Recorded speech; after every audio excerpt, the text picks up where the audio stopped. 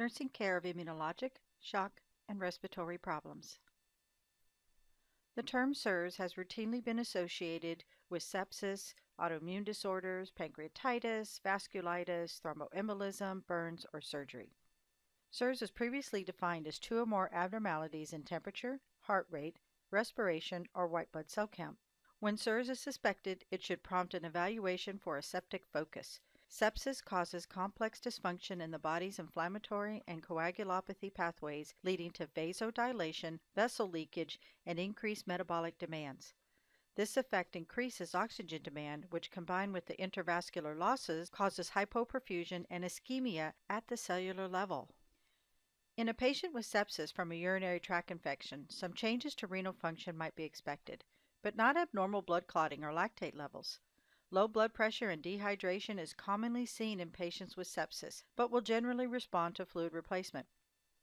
Patients with severe sepsis who do not respond to this treatment are considered in septic shock. If not actively managed, this leads to refractory hypotension, tissue ischemia, circulatory collapse, and multi-organ failure. So management is to deliver high-flow oxygen, test those blood cultures, administer the antibiotics, measure serum lactate and do a complete blood count, start intravenous fluid, and record accurate urine output measurements. Severe acute respiratory syndrome. This is a viral respiratory illness. Initial signs and symptoms begins with fever, overall feeling of discomfort, body aches, and mild respiratory symptoms. After 2 to 7 days, it leads to a dry cough, progressive hypoxemia, which then can lead to pneumonia. The mode of transmission is respiratory droplets. When an infected person coughs or sneezes, it is spread by close person-to-person contact.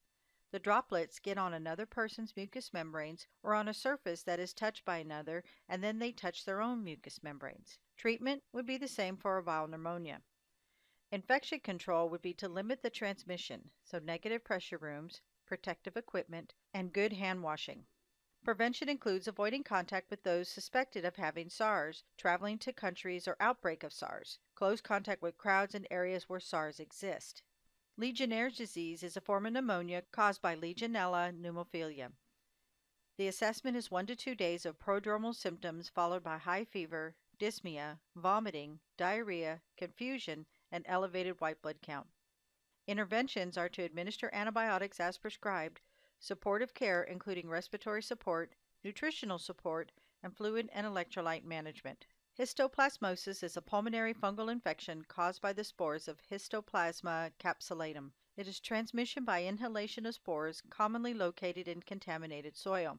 In the assessment, you would note dyspnea, chills, fever, possibly chest pain, elevated white blood count, positive skin test for histoplasmosis, a positive agglutination test, and hepatosplenomegaly. Interventions are to administer a fungicidal medication as prescribed, place the patient in a semi-Fowler's position, and monitor for nephrotoxicity from medications. Instruct the patient to spray the floor area with water in order to keep the spores down before sweeping a barn, chicken coop, or other potentially contaminated areas. Sarcoidosis is presence of epithelial cell tubercles in the lungs. Nursing assessment could see the patient with night sweats, fever, weight loss, cough, skin nodules, polyarthritis. A CAVEM test causes local nodular lesion in about 1 month. Administer corticosteroids to control symptoms as prescribed, monitor the temperature, increase the fluid intake, provide frequent periods of rest, and encourage small nutritious meals. Tuberculosis. Highly communicable disease caused by the Mycobacterium tuberculosis. Risk factors are alcoholism, drinking unpasteurized milk from an infected cow, and patients who are homeless and from lower socioeconomic groups, crowded living conditions, intravenous drug uses, and malnutrition. Transmission is airborne route by droplet infection, and after an infected individual has received tuberculosis medication for 2 to 3 weeks, the risk of transmission reduces greatly. The disease progression is that the droplets enter the lungs and the bacteria from the tubercular lesion become encapsulated. If encapsulation does not occur, bacteria enter the lymph system, causing an inflammatory response. Primary lesions may become dormant but can be reactivated, leading to secondary infection. Review the patient history. Was there past exposure to tuberculosis? A recent history of respiratory influenza? previous tests for tuberculosis, and recent bacille calmette-guerin vaccine. The clinical symptoms are fatigue, lethargy, anorexia, weight loss, low-grade fever, chills, night sweats, persistent cough with production of blood-tinted sputums, and the chest feeling tight. A chest X-ray is not definitive, but presence of multinodular infiltrates with calcification in upper lobes would suggest tuberculosis. A quantiferin TB gold test is a blood analysis test and is sensitive and rapid and assists in the diagnosis. The acid-fast smear identifies tuberculosis, confirming diagnosis. After medication is started, the sputum samples obtained are used to gauge effectiveness of the therapy. If there is a positive reaction to the Manitou tuberculin skin test, it does not indicate active disease, but exposure or presence of inactive disease. When the result is positive, it will remain positive in future tests. The area of induration, measuring 10 millimeters or more in diameter, 48 to 72 hours after injection, indicates exposure to tuberculosis. For individuals with HIV infection or who are immunosuppressed, reaction of 5 millimeters or larger is considered positive. When the skin test is positive, a chest X-ray is necessary to detect active disease or old healed lesions. The hospitalized patient must be in respiratory isolation in a negative pressure room. The nurse must wear a particulate mask. If patients need to leave the room, they must wear a mask. Patient education is to instruct them to follow their medication regimen as prescribed. The need for adequate nutrition, a well-balanced diet, instruct the patient to cover their mouth and nose when coughing or sneezing, and dispose of tissues in a plastic bag. The patient will need to be consistent with follow-up care. Use of a multi-drug regimen destroys the organisms as quickly as possible, minimizing emergence of medication-resistant organisms. Individuals with active TB should be treated for 6 to 9 months, longer if they're HIV positive. After infected individual has received medication for 2 to 3 weeks, the risk of transmission is greatly reduced. Most patients have negative sputum cultures after 3 months if they are compliant with the medication therapy. Multi-organ dysfunction syndrome is a sequence of cell damage due to release of toxic metabolites and enzymes. Once the damage starts, the sequence becomes vicious as dead cells lyse and release toxic metabolites. This results in microthrombi to form and then block oxygenation even more. 4 major organ systems involvement are pulmonary, renal, cardiovascular, and coagulation failure. Pulmonary dysfunction is a result of pulmonary vascular endothelial and alveolar epithelial damage with resultant surfactant deficiency, mild pulmonary hypertension, and pulmonary edema and hypoxia. Renal dysfunction is a direct result of prolonged hypovolemia, hypoperfusion, and acute tubular necrosis. Cardiovascular dysfunction is a result of prolonged compensation efforts to increase the cardiac output and vasoconstriction to enhance organ perfusion. During resuscitation, cardiac function becomes dependent on vasopressors and eventually is unresponsive even to those vasopressors. Coagulation system failure, uncontrolled excessive consumption of coagulation factors. The therapeutic management is to support tissue oxygenation, decrease the oxygen consumption, decrease organ system damage, control the causative agent, supplemental oxygen, and mechanical ventilation. The initial stage of early shock is that the mean arterial pressure decreases 5 to 10 millimeters of mercury and causes mild vasoconstriction. Compensatory mechanisms are so effective that oxygenation to vital organs is maintained. Non-progressive stage, which is a compensatory stage, cardiovascular compensation is no longer enough to maintain oxygen to organs.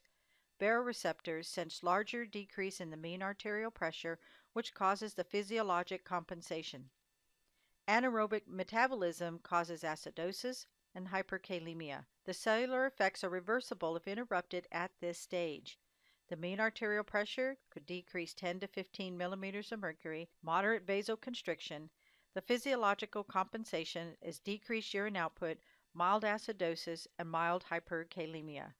The progressive stage, which is the intermediate stage, the mean arterial pressure decreases 20 millimeters of mercury. Overall metabolism is anaerobic, moderate acidosis, moderate hyperkalemia, tissue ischemia, and lactic acidosis. Compensatory mechanisms are functioning, but not enough oxygen is being delivered to vital organs. The vital organs are becoming anoxic. Some tissues have severe cell damage and die. This is a life-threatening emergency. The refractory stage is the irreversible stage. There is too much cell death, too much tissue damage, and too late to save. Renal compensation for hypovolemia is associated with reabsorption of sodium in exchange with hydrogen and potassium ions, which further aggravates the electrolyte disturbances. Increase in aldosterone causes increased sodium and water reabsorption with increases in blood volume.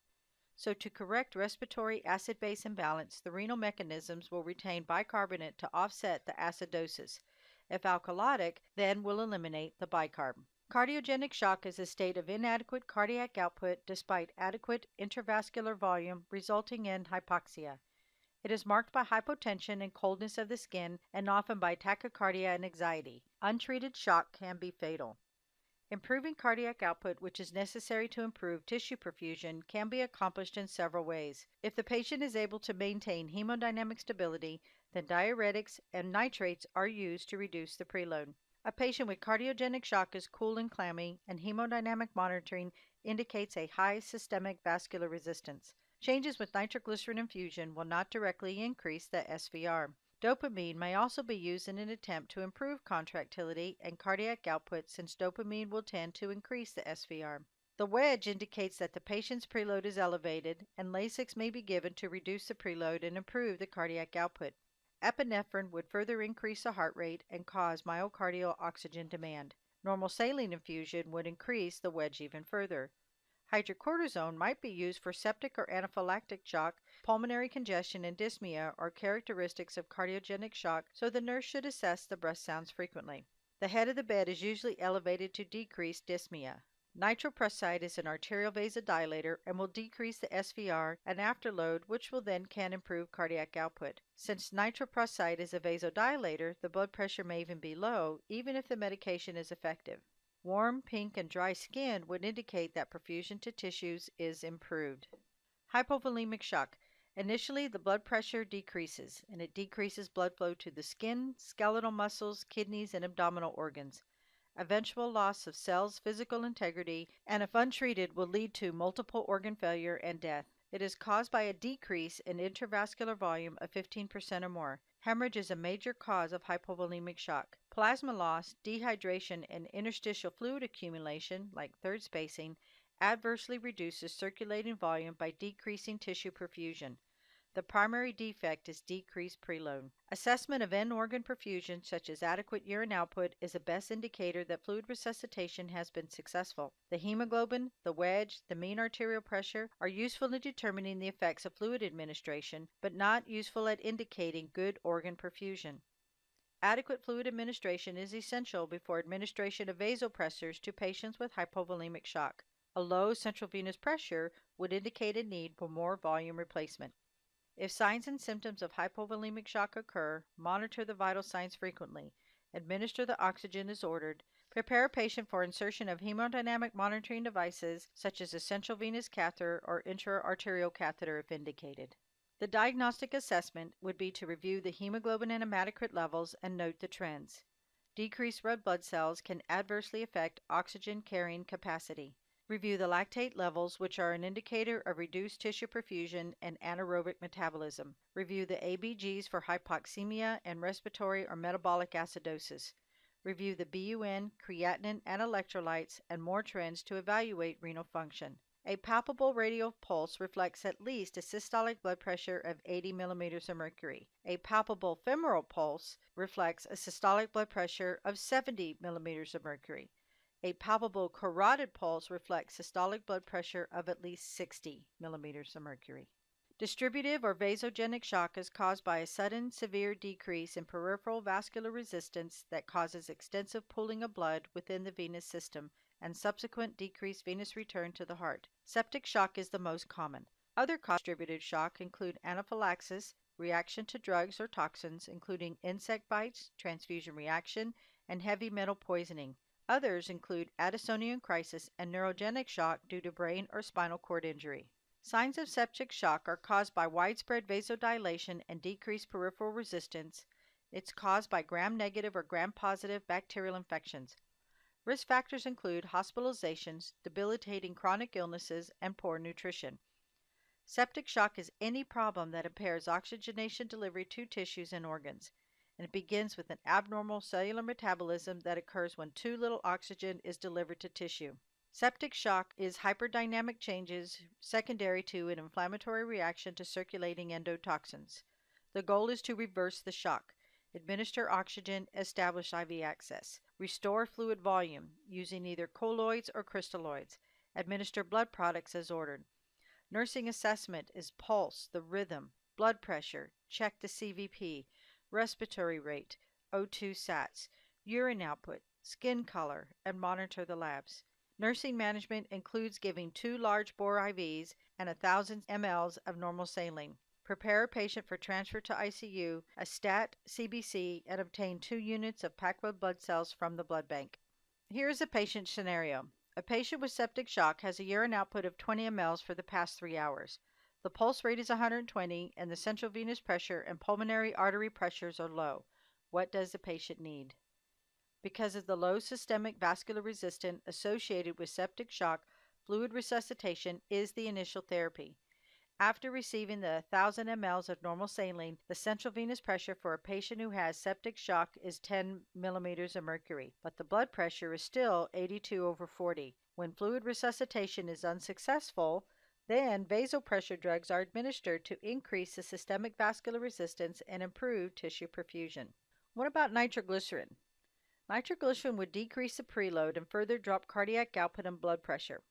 This is probably not what you want. What about furosemide?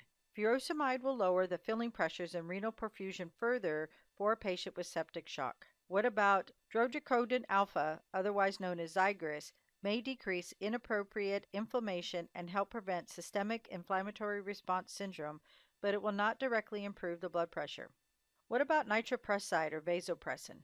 Nitroprusside is an arterial vasodilator and could further decrease the SVR. Because vasopressin is a potent vasoconstrictor, it may decrease coronary artery perfusion. Since patients in the early stage of septic shock have warm and dry skin, a patient's cool and clammy skin indicates that the shock is progressing.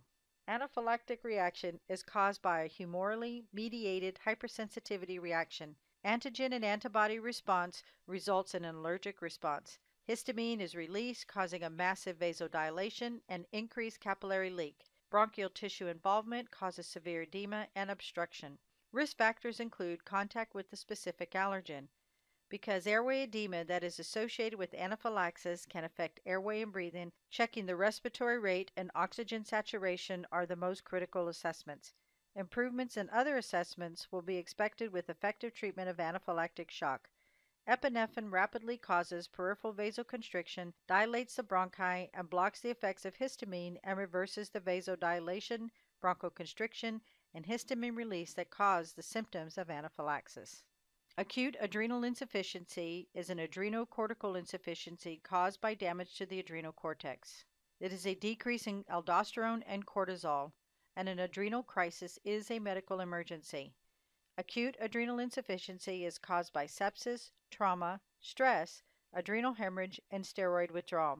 Signs and symptoms mimic septic shock: severe hypotension, dehydration, hyperkalemia, hypoglycemia, hypercalcemia. To distinguish the difference, acute adrenal insufficiency shock is unresponsive to vasopressors and inotropic medications. Patient has a deteriorating mental status and experiencing nausea and vomiting.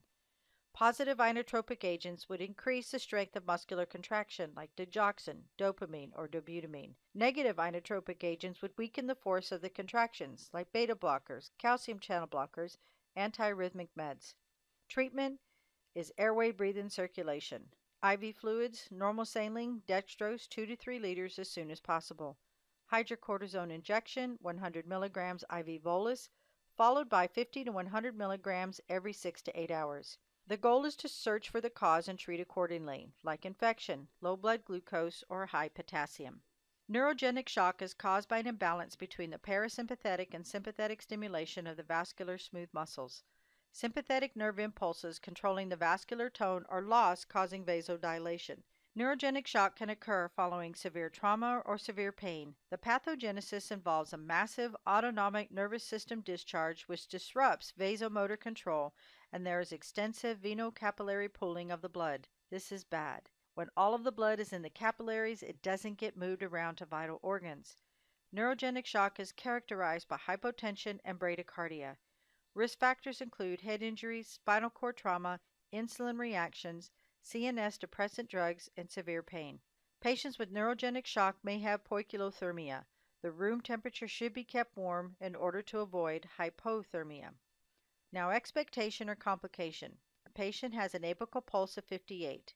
This would be an expectation and is typical for neurogenic shock. A 25 ml urinary output over 1 hour.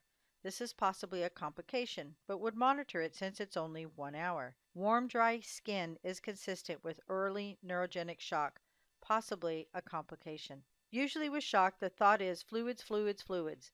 The patient with neurogenic shock usually has a normal blood volume, and it's important not to volume overload a patient. Lactated Ringer solution is used cautiously in all shock situations because a failing liver cannot convert the lactate to bicarbonate. Obstructive shock is caused by an obstruction in the heart or great vessel. Risk factors are pericardial tamponade, pulmonary emboli, or aortic stenosis. In obstructive shock, cardiac tamponade requires immediate pericardiocentesis, which can be done at the bedside. Tension pneumothorax should be immediately decompressed with the catheter inserted into a second intercostal space mid-clavicular line. A massive pulmonary embolism resulting in shock is treated with thrombolysis or surgical embolectomy. This slide shows the effects of shock on hemodynamic parameters. When treating the patient, obtain the blood and urine cultures as ordered. Administer the IV antibiotics, the antiarrhythmics, aggressive IV fluid resuscitation, and assess closely the signs of bleeding, such as DIC. Strict aseptic technique, fever reduction as needed, and patient family education.